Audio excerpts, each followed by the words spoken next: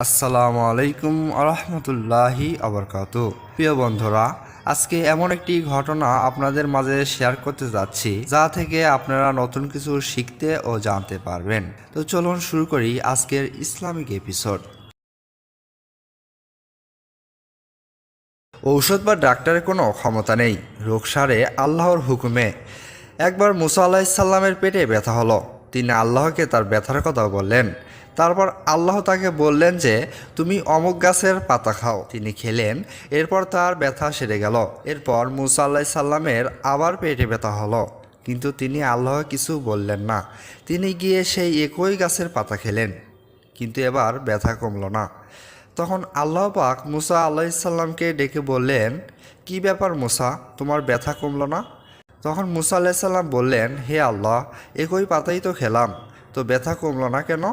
তখন আল্লাহ পাক বললেন, যখন আমি তোমাকে পাতা খেতে বলেছিলাম তখন ওই পাতার উপর আমার হুকুম ছিল রোগ সারাবার, কিন্তু তুমি ভাবলে গুণাগুণ গাছের, তাই পরের বার আমাকে বলার প্রয়োজন মনে করনি, তাই তোমার ব্যথাও সারেনি।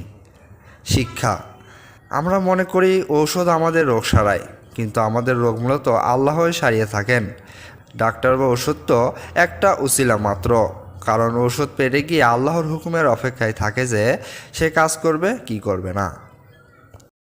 তো কেমন লাগলো বন্ধুরা আজকের ভিডিওটি, তা অবশ্যই কমেন্ট বক্সে জানাবেন।